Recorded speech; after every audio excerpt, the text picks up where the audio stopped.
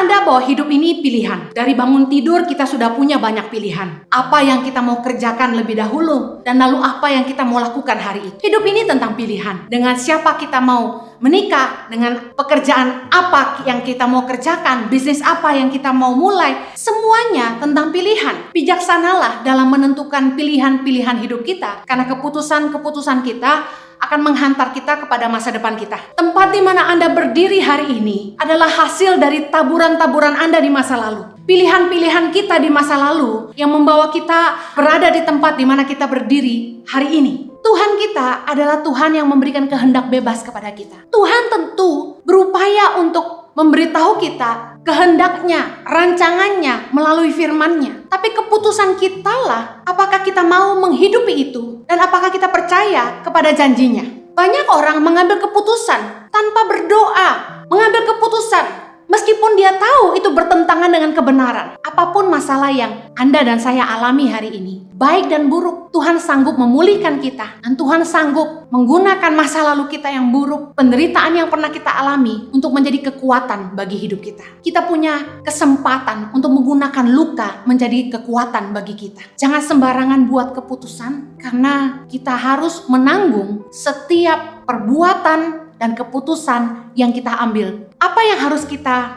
lakukan supaya kita tidak membuat keputusan-keputusan yang salah?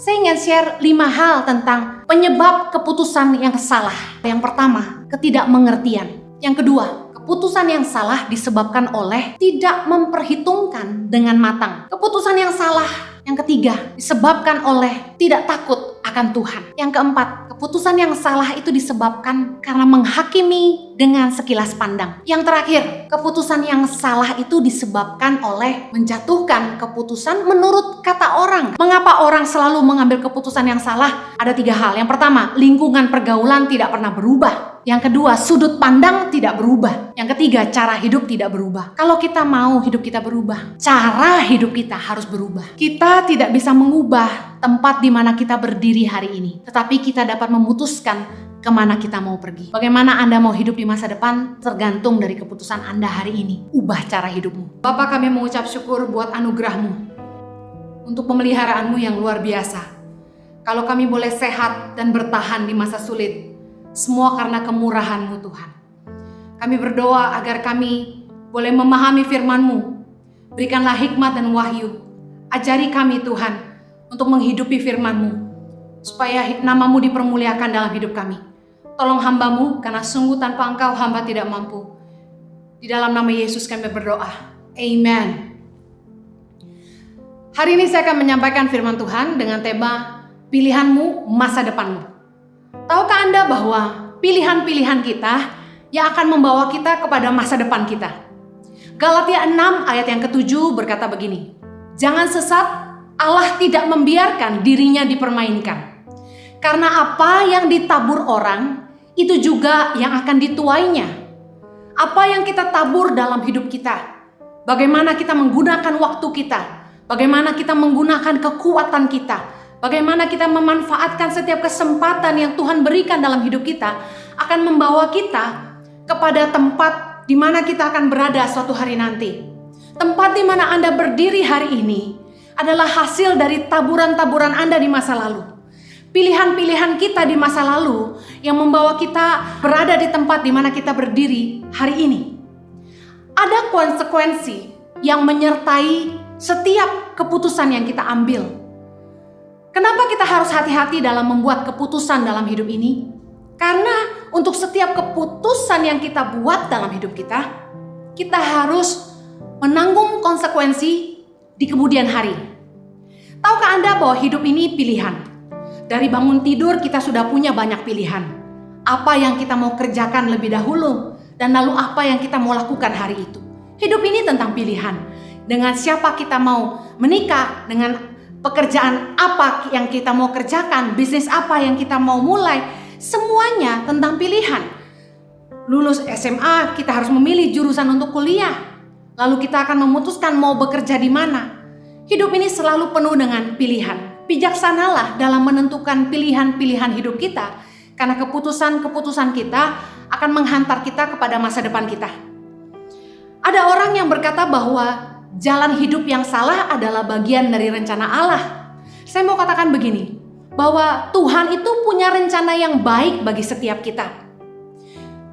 Tapi keputusan kita sendirilah yang menentukan apakah kita akan sampai kepada tujuan-tujuan Tuhan bagi kita masing-masing. Yeremia 29 ayat 11 berkata, "Sebab aku ini mengetahui rancangan-rancangan apa yang ada padaku mengenai kamu." Demikianlah firman Tuhan, yaitu rancangan damai sejahtera dan bukan rancangan kecelakaan, untuk memberikan kepadamu hari depan yang penuh harapan. Saya percaya Tuhan tidak pernah merancangkan yang buruk bagi setiap kita. Tapi kalau kita sampai dalam perjalanan hidup yang buruk, itulah adalah merupakan hasil dari taburan kita di masa lalu. Ada beberapa orang yang mengalami hal-hal yang tidak diinginkan di luar dari kendalinya. Tapi itu juga merupakan perbuatan orang lain terhadap dia. Taburan orang lain terhadap dia bukan kehendak Tuhan bagi dia. Salah sekali ketika orang menyalahkan Tuhan, ketika ada sesuatu yang buruk terjadi dalam hidupnya. Entah karena perbuatannya sendiri, keputusan yang dia ambil, atau perbuatan orang lain yang dilakukan terhadap dia.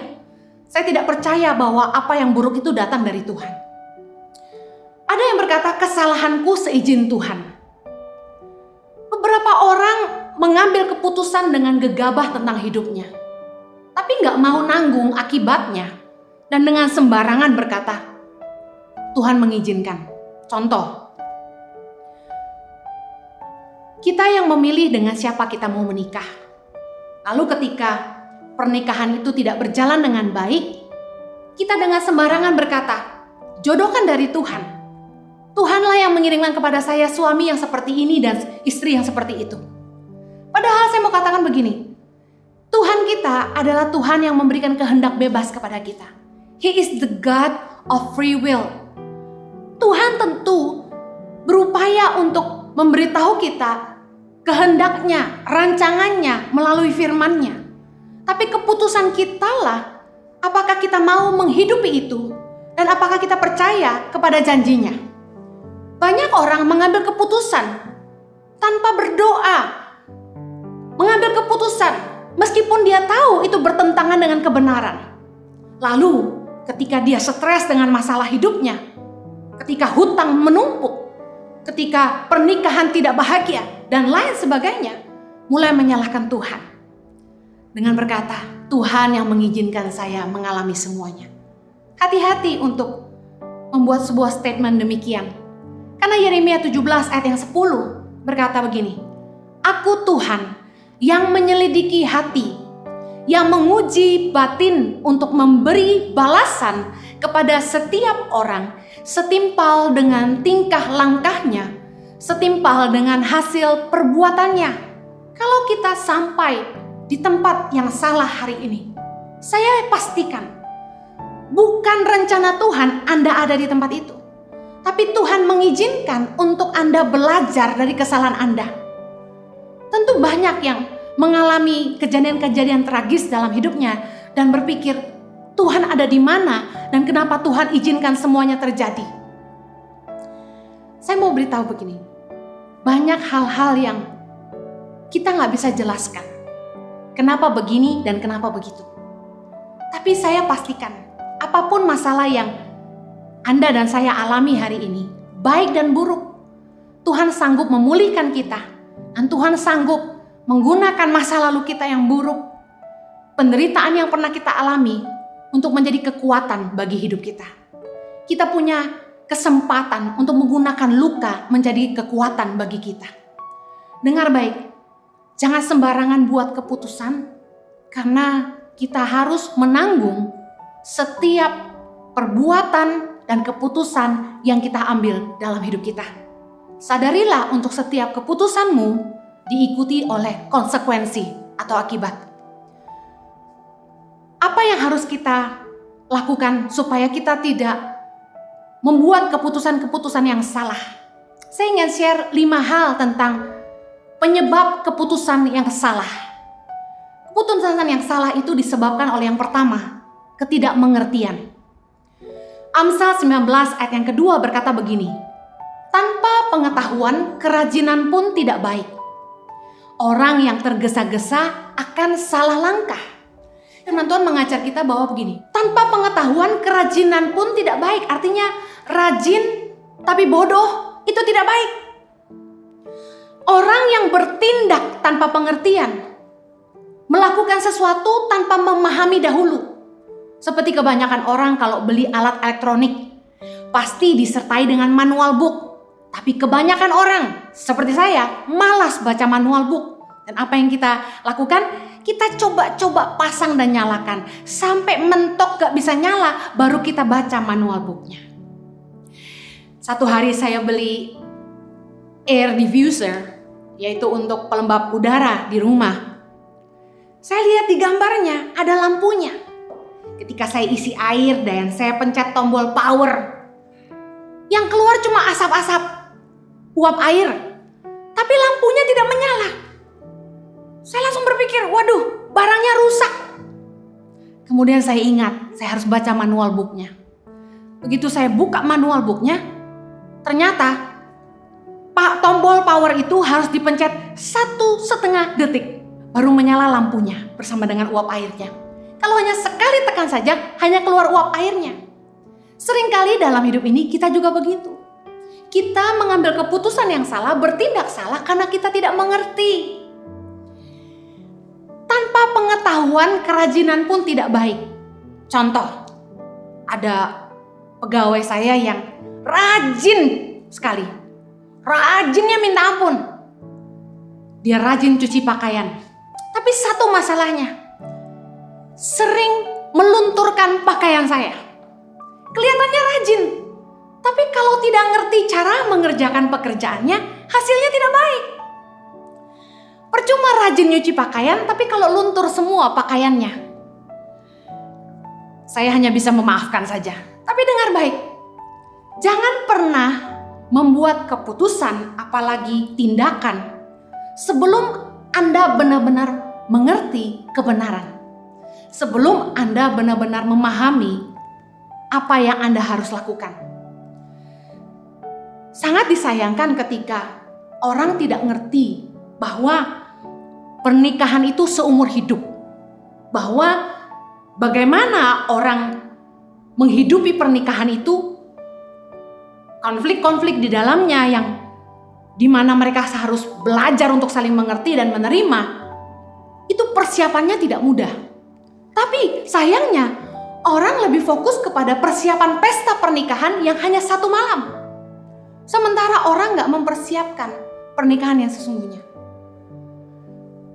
Anak muda yang masih jomblo kebanyakan pengen cepet-cepet nikah, apalagi sudah angka 3. Kepala 3 itu angka tidak aman bagi para wanita biasanya. Sudah mulai deg-degan, sudah takut kadaluarsa.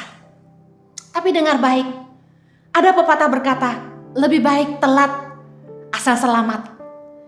Lebih baik terlambat asal selamat. Saya yakin waktu Tuhan itu yang terindah. Jangan sembarangan menikah. Karena pernikahan itu seumur hidup. Jangan pernah ngambil keputusan sebelum kita benar-benar mengerti tentang pernikahan dan dengan siapa kita menikah. Saya sama Jojo konseling pranikah. Sudah banyak pasangan.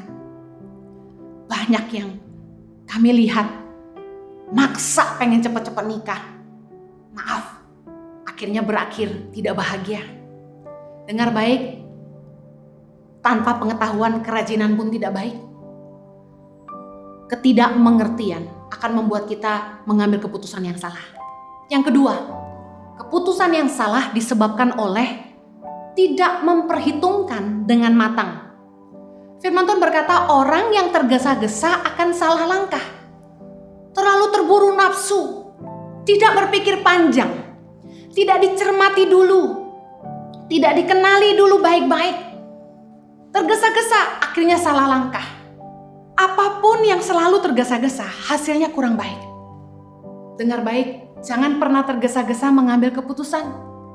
Kalau ada sales yang mendesak Anda mengambil keputusan cepat-cepat untuk beli saat itu juga, Anda patut curiga. Kalau ada orang yang mendesak Anda untuk buru-buru nikah, Anda patut curiga. keadaan yang memaksa Anda untuk membuat keputusan yang cepat. Tentu ada keadaan yang kita tidak bisa hindari. Contoh, anak sakit, kita harus mengambil keputusan cepat. Apa yang harus saya lakukan? Saya teringat waktu saya melahirkan anak kembar saya berusaha melahirkan anak saya secara normal. Tapi sayangnya Chloe Zoe ketika dalam kandungan saya, mereka harus dilahirkan lebih awal, 7,5 bulan prematur. Dan dokter berusaha memberikan induksi sebanyak 2 kali, tapi saya tidak mules-mules. Akhirnya mereka putuskan, tim dokter putuskan untuk memecahkan air ketuban saya. Perut langsung terasa mules luar biasa. Lalu begitu air ketuban saya pecah, ternyata jantung Chloe detaknya langsung turun. Turun sampai di angka 60 dan dalam hitungan menit saya harus putuskan bahwa saya mau dioperasi sesar atau tetap maksa normal. Dengan catatan akan ada resiko saya akan kehilangan Chloe. Tanpa pikir panjang, hitungan detik saya tanda tangan. Puji Tuhan saya melahirkan di Australia sehingga prosesnya begitu cepat. Saya dalam 5 menit selesai saya tanda tangan, saya sudah dipersiapkan untuk masuk ruang operasi. Dokter, para perawat semuanya begitu sigap. Semua dokter sudah siap. Dalam menit ke-10 saya sudah selesai operasi. Luar biasa cepatnya. Tapi dokter begitu cepat karena jantung Chloe turun menjadi lemah. Saya bersyukur dalam keadaan-keadaan yang begitu mendesak. Tuhan menolong untuk memberi hikmat mengambil keputusan yang tepat. Tapi dalam hal ini firman Tuhan mengajar kita. Selain untuk hal-hal kritikal seperti hidup dan mati, kita tidak boleh tergesa-gesa. Kita harus memperhitungkan dengan matang. Jangan terburu nafsu. Contoh, ada orang-orang yang ingin memulai usaha. Terlalu terburu nafsu karena diiming-iming sama teman akan keuntungan yang luar biasa. Fantastis angkanya. Langsung ceroboh, gak berhitung, gak pikir panjang. Jual aset, join bisnis, tanam uang di situ. Apa yang terjadi? Habis semuanya. Bukan 1, bukan 2, saya sudah lihat banyak. Orang-orang yang terlalu terburu nafsu, orang yang tergesa-gesa, itu biasanya salah langkah. Keputusan yang salah, yang ketiga, disebabkan oleh tidak takut akan Tuhan. Keputusan hati yang tidak didasari takut akan Tuhan, hanya dikuasai nafsu, keinginan, dan bahkan kejahatan, membuat orang bertindak sembarangan dengan hidupnya. Sembrono ngambil keputusan, tidak peduli kepada kebenaran. Efesus 5 ayat yang 10 berkata, ujilah apa yang berkenan kepada Tuhan. Saya perhatikan beberapa orang yang terus jatuh bangun dalam dosa, terus bikin kesalahan yang sama. Hidupnya gak berubah-berubah. Udah jatuh 1 kali, jatuh 2 kali, jatuh 3 kali, terus seperti itu. Berhutang gak bisa berhenti. Saya perhatikan masalahnya cuma satu. Orang ini gak takut Tuhan. Keputusan hati kita menunjukkan, memperlihatkan apakah kita takut akan Tuhan atau tidak. Firman Tuhan berkata dalam Mazmur 25 ayat yang ke-12. Siapakah orang yang takut akan Tuhan? Kepadanya Tuhan menunjukkan jalan yang harus dipilihnya. Orang-orang yang takut akan Tuhan itu akan dibimbing Tuhan di dalam hatinya untuk memilih jalan yang harus dipilihnya. Amsal 8 ayat 13 berkata begini. Takut akan Tuhan ialah membenci kejahatan. Aku benci kepada kesombongan, kecongkakan, tingkah laku yang jahat, dan mulut penuh tipu muslihat. Kalau kita mau tahu apakah kita hidup takut akan Tuhan atau tidak, mari lihat apakah kita benci kejahatan. Apakah sebaliknya kita rajin berbuat jahat sama orang. Yang kedua, apakah kita sombong? Apakah tingkah laku kita congkak? Yang ketiga, apakah tingkah laku kita jahat? dan mulut kita sering menipu orang. Orang-orang yang tidak takut akan Tuhan, tidak percaya bahwa Tuhan itu melihat semua yang dia buat. Sebaliknya, orang yang takut akan Tuhan itu dia sadar betul akan kehadiran Tuhan, bahwa Tuhan itu maha besar, maha tahu, maha kuasa, bahwa Tuhan itu melihat semua yang kita buat. Yeremia 16 ayat 17 berkata, sebab aku mengamat-ngamati segala tingkah langkah mereka. Semuanya itu tidak tersembunyi dari pandanganku. Dan kesalahan mereka pun tidak terlindung di depan mataku. Tahukah Anda, ketika kita mengambil keputusan yang salah, ketika kita berbuat salah, Tuhan melihat semuanya. Hiduplah takut akan Tuhan. Orang-orang yang takut akan Tuhan, pertimbangan hatinya pasti adalah kebenaran firman Tuhan. Keputusan hatinya pasti selalu bertanya apakah Tuhan berkenan. Keputusan hatinya pasti adalah apa yang jadi kehendak Tuhan. Pernah dengar istilah WWJD? What will Jesus do? Orang yang takut akan Tuhan akan berpikir apa yang Tuhan mau dia lakukan. Sebaliknya, orang-orang yang tidak takut akan Tuhan tidak akan peduli seolah Tuhan tidak ada. Bahkan tidak percaya akan firman-Nya. Dan bahkan mungkin meskipun tahu firman, tidak peduli akan firman Tuhan. Tidak taat akan firman. Orang yang tidak takut akan Tuhan, tidak heran pertimbangan hatinya hanya kenajisan, kesombongan, nafsu, keinginan, dan akhirnya membuat dia selalu bikin keputusan yang salah, berakhir di tempat yang salah, menikah dengan orang yang salah. Kalau Anda tidak mau ada di tempat yang salah, hiduplah takut akan Tuhan. Yang keempat, keputusan yang salah itu disebabkan karena menghakimi dengan sekilas pandang. Yesaya 11 ayat yang ketiga berkata begini, ya, kesenangannya ialah takut akan Tuhan. Ia tidak akan menghakimi dengan sekilas pandang saja atau menjatuhkan keputusan menurut kata orang. Jangan cepat menilai orang dari sekilas pandang saja. Artinya gini, jangan cepat menilai orang tuh dari penampilan. Kita bisa terkecoh. Don't judge the book by the cover. Jangan membuat keputusan berdasarkan apa yang kelihatan.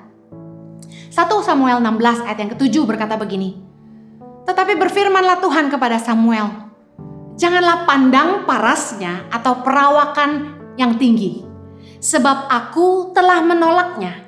Bukan yang dilihat manusia, yang dilihat Allah.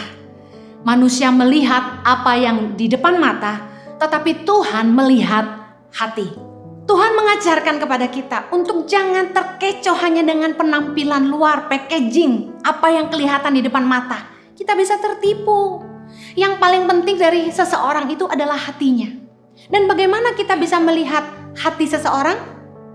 Hati seseorang itu, kata firman Tuhan, akan meluap dari kata-katanya. Hati seseorang itu akan nyata dalam tindakan-tindakannya.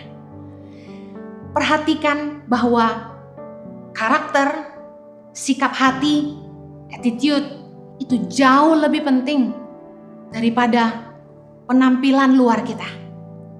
Banyak orang yang hanya sibuk mempercantik diri dari luar, tapi lupa bahwa yang paling berharga di mata Tuhan adalah roh batiniah kita.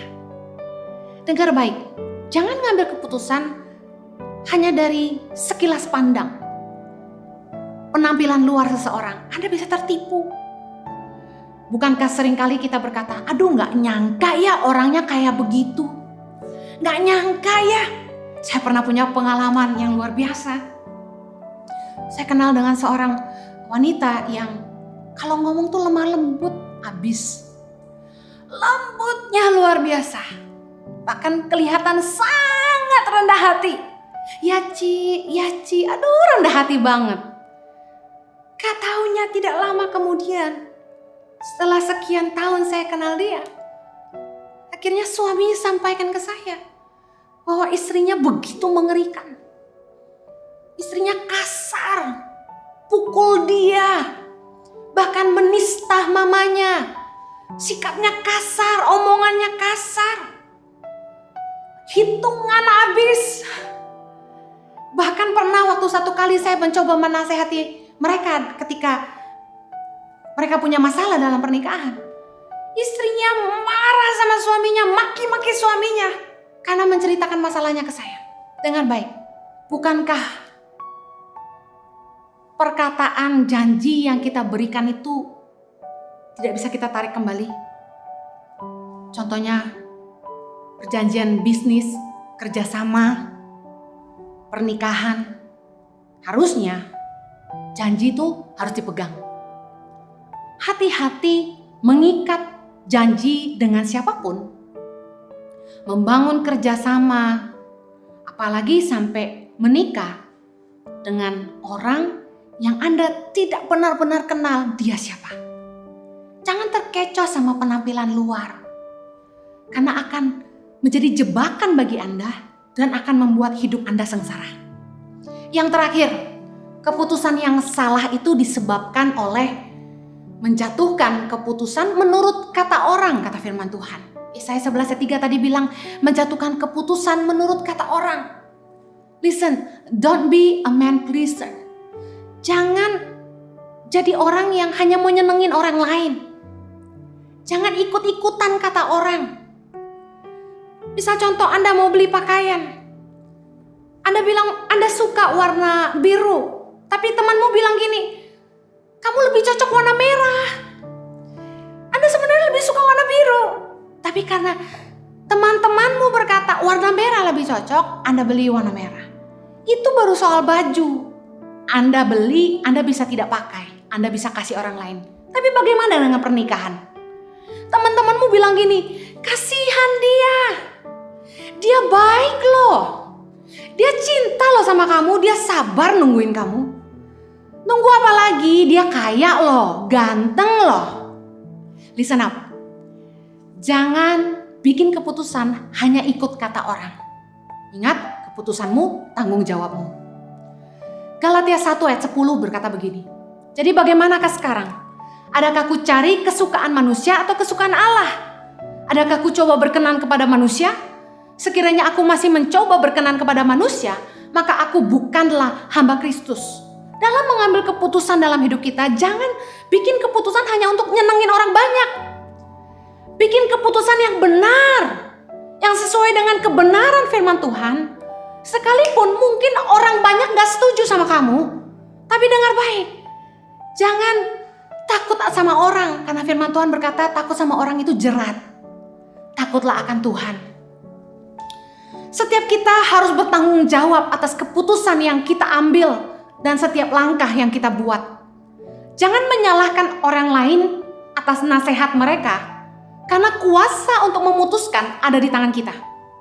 Jangan beri telingamu kepada orang-orang yang salah. Orang bisa bilang apa saja, tapi dengar baik. Kita yang harus bertanggung jawab akan keputusan kita. Jangan sampai kita meminta nasihat dari orang-orang yang salah. Mazmur 1:1 berkata begini, berbahagialah orang yang tidak berjalan menurut nasihat orang fasik, yang tidak berdiri di jalan orang berdosa, dan yang tidak duduk dalam kumpulan pencemooh. Mengapa orang selalu mengambil keputusan yang salah? Ada 3 hal. Yang pertama, lingkungan pergaulan tidak pernah berubah. Yang kedua, sudut pandang tidak berubah. Yang ketiga, cara hidup tidak berubah. Kalau Anda mau memperbaiki hidupmu dan tidak bikin salah terus, dengar baik. Berdoalah supaya Tuhan memulihkan hidupmu. Dengan siapa kita bergaul akan menentukan cara pandang kita. Bijaksanalah memilih teman dan siapa yang kita dengar. Amsal 13:20 berkata, siapa bergaul dengan orang bijak menjadi bijak, tapi siapa berteman dengan orang bebal menjadi malang. Your friends determine your future. Teman-temanmu menentukan masa depanmu. Bagaimana supaya Tuhan memulihkan hidup kita? Dengar baik. Kalau kita mau hidup kita berubah, cara hidup kita harus berubah.